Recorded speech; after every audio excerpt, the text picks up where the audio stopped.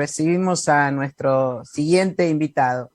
Hace apenas una semana, el Consejo de Ministros de España aprobó el anteproyecto de ley de cine y de la cultura audiovisual. Estamos con Carlos Jauregui Alzo, directivo de DAC, entidad integrante del Espacio Audiovisual Nacional, para hablar justamente de esta novedad y su correlato con la Argentina. ¿Cómo estás, Carlos? Bienvenido. ¿Qué tal? Buenas noches, ¿cómo te va, Julio? Bien. Bueno, días atrás entonces comentábamos esto, ¿no? El Espacio Audiovisual Nacional emitió un texto a propósito de esto que ocurrió en España, de las similitudes entre la normativa aprobada en España y la presentada aquí en la Argentina. ¿Cuáles son los principales puntos de coincidencia, Carlos? Mira, tiene muchos puntos de coincidencia. Diría, digamos, por un lado, lo que para nosotros es interesante y que, digamos, es que considera, y ya lo dice en el título de la ley, ley de cine y de las artes audiovisuales. O sea, considera todo el mismo conjunto, que es una verdad de perogrullo, pero en realidad, digamos, la ley, la 17741, que es la que nos rige actualmente en la Argentina, habla solamente solamente del cine, cosa que es lógica y coincide, digamos, con la época en que esta ley se dictó, pero que hoy en día prácticamente el audiovisual es todo uno. Ya te digo, parece una verdad de perogrullo, pero Sí. digamos, es lo que nos instó a nosotros a decir, bueno, hay que hacer una nueva legislación. Y vos fíjate que en el caso de España, que digamos tiene una ley de 2007, que la verdad que es bastante cercana a la actualidad, también sienten la necesidad de cambiarla por estas cuestiones técnicas que han cambiado, ¿no? Sí, sí, sí. Bueno, la legislación de los diversos organismos europeos en general está adelantada con relación a las normativas argentinas, ¿no? ¿Cuál es la diferencia entre nuestra ley vigente y el anteproyecto español en un tema, bueno, tan sensible como es la regulación de la actividad audiovisual, de la que vos estabas hablando, ¿no? Claro. Mira, bueno, digamos, la diferencia entre la ley actual y la legislación española en este caso es bastante. Y en el caso contrario, digamos, la normativa o el anteproyecto que estamos tratando nosotros de redactar o el borrador que estamos redactando, la verdad que se parece, tiene muchas similitudes. Hay muchas cosas. Por ejemplo, el cine tiene una peculiaridad, que digamos que el productor no tiene ningún correlato con el exhibidor. O sea, vos producís una película y después te acercás a un exhibidor y, digamos, que la va a pasar en un cine. Mientras que hoy en día en las plataformas, en las sí, plataformas y demás, el exhibidor es también el productor del material. Entonces, por ejemplo, los españoles tienen una cosa muy interesante en esta nueva ley, que es el respaldo a la autonomía creativa de los autores. Es decir, la autonomía Mm. que tiene que tener el autor en la elección de los temas y demás con respecto, por ejemplo, a una plataforma, para no ser un mero, digamos, productora dependiente de la plataforma. Esto es una cosa que nosotros hemos visto para la ley que estamos tratando de llevar adelante y que por supuesto lo han visto los españoles, que bueno, que ya la tienen diseñada. Ese es uno de los cambios, de las diferencias. Ujú. Este, y bueno, la ley de cine nuestra, además, bueno, solamente contempla el cine, solamente contempla la regulación a las salas cinematográficas, no al material que ponen en pantalla las plataformas, los canales de televisión, etcétera. Y solo contempla la producción, es decir, Claro. los subsidios y demás llegan hasta el punto de la producción. O sea, acá en Argentina se le llama copia A, hasta que llegás a un producto, a un producto final. Y ahí se termina todo.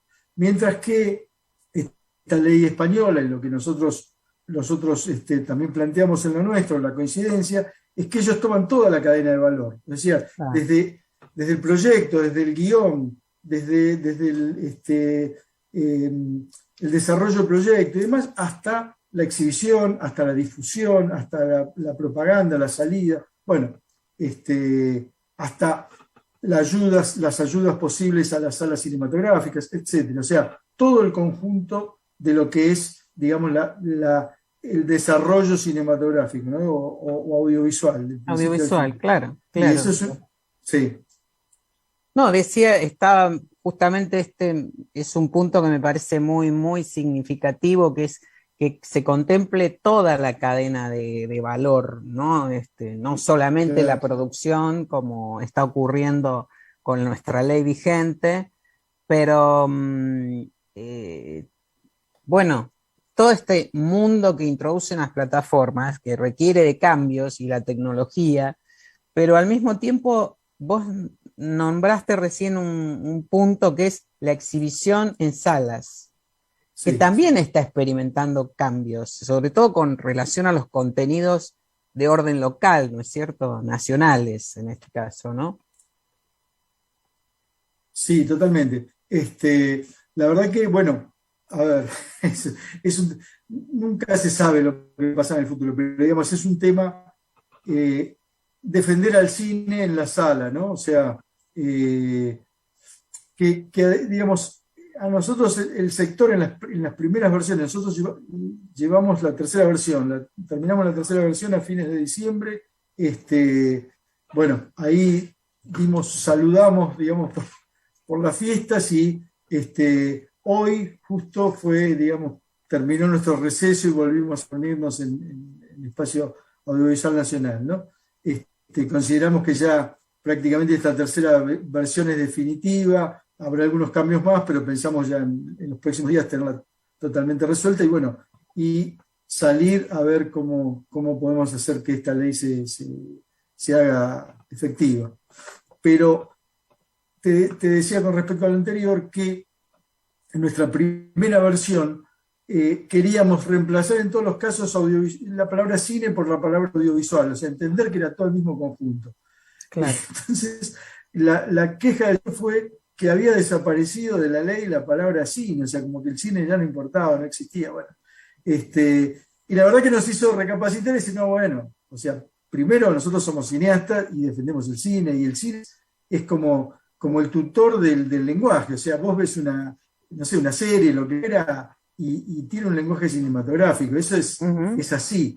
Eh, y es donde se expresa el autor independiente, digamos, es donde se expresa, digamos, en este caso, la argentinidad, o sea, es un autor nacional que habla de lo que le interese, de lo que pasa en Argentina y demás. O sea, si no existiera ese productor independiente, ese autor independiente, no sé, veríamos, o sea, estaríamos haciendo un servicio de producción del cine americano, qué sé yo, que Claro, es el 99%. es un poco lo que está ocurriendo ahora, ¿no es cierto? Y es lo que Porque hay ocurre. Bueno, mucha gente del cine, técnicos, cineastas, realizadores, realizadoras, actores, actrices, trabajando en producciones para estas grandes plataformas de streaming. Y bueno, muy pocos casos, por lo menos, no sé, vos lo sabrás mejor que yo, eh, son dueños del producto, digamos. En todo caso, es más un servicio de producción, ¿no? Como decías vos recién. es un servicio de producción. Es maravilloso que ocurra, eso da trabajo, es muy bueno Claro. y tenemos que mantenerlo en la medida de lo posible, pero tenemos que tener también una voz propia. Y entonces en eso el cine es inigualable. Es como todo, bueno, en esa nota que escribíamos lo decíamos, ¿no? O sea, cuando surgió la televisión dijeron, la radio no va a dejar de existir, cuando Sí.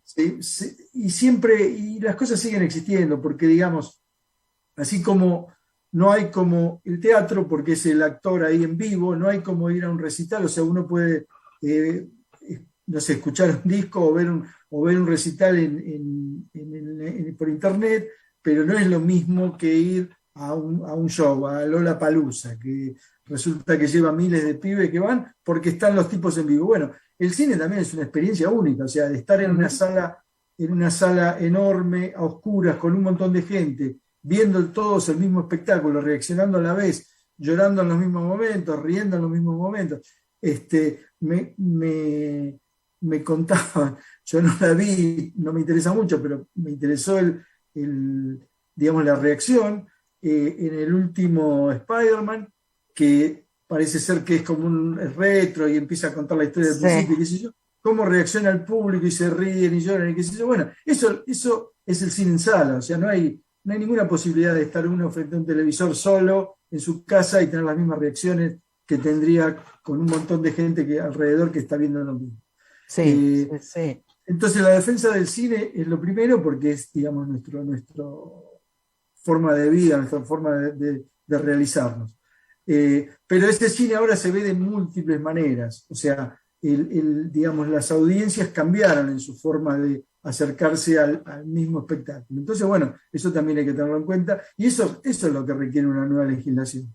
Mirá, nosotros somos DAC, recaudamos el derecho de autor y la verdad que, por ejemplo, nosotros todavía no logramos, cuando hablo de la legislación europea, bueno, en Europa le cobran ya a las plataformas el derecho de autor. Nosotros acá en Argentina todavía no, estamos luchando por eso. Pero resulta que todos nuestros contenidos se ven en las plataformas. Entonces, eso es un montón, digamos, de derechos que no estamos cobrando para nuestros asociados, ¿no? De qué manera circulan y bueno, eso, ¿quiénes son los dueños de esos derechos finalmente, ¿no? Que no es un tema menor hoy día, sobre todo con la tecnología digital, el desarrollo de Internet, la proliferación de pantallas en las cuales ver todos estos contenidos. Ahora, sumado, perdóname, te digo lo último, sumado a estos 2 años últimos de pandemia, donde la gente estuvo en la casa más que nada, y bueno, y se hizo una costumbre, ¿viste? O sea, sí, aumentó el consumo, sí, desde luego. Se aceleró un proceso que ya se venía dando, ¿no? Exacto. Ahora, del análisis que hizo el Espacio Audiovisual Nacional del modelo español, ¿cuáles son las herramientas necesarias para, bueno, pensar en una ley que anticipe el futuro de alguna manera? Es difícil hacer futurología, ¿no? Pero este escenario de cambios es presente puro también. Claro, mira, nosotros lo decimos en todas las reuniones, ¿no? Y lo dicen nuestros asesores legales que tienen experiencia en esto y hasta en el dictado de leyes y demás. Dicen, no escribamos en piedra, porque la actual ley tiene muchas también cosas que han quedado en el pasado, digamos, lo que fuera, y que como productores nos complican la vida para realizar un proyecto. Porque vos decís, tal cosa ahí no se puede, no, porque la ley dice, ¿y por qué la ley dice? Bueno, porque si alguna vez escribiste una cosa puntual, y hoy en día a lo mejor no es tan así, bueno, quedó. Entonces, siempre tratamos de hacer la ley lo suficientemente dúctil como para que pueda servir la mayor cantidad de años posible sin saber qué puede pasar el día de mañana. Pero bueno, que las cosas sean relativas, pero tampoco pueden ser del todo relativas porque entonces no es una ley ni rige nada. Claro. Es difícil. Son tiempos de flexibilidad, ¿no es cierto? De ser, tener la mayor amplitud posible, pero no descuidar el marco normativo, que eso es a lo que apunta este anteproyecto de ley sobre el que vienen trabajando ustedes y que, bueno, esperemos que se haga realidad pronto. Carlos Jaureguelso, muchísimas gracias por acompañarnos y esclarecernos, como siempre, ¿eh? No, por favor, muchas gracias a ustedes por difundir nuestras ideas y las cosas que estamos haciendo. Muchas gracias.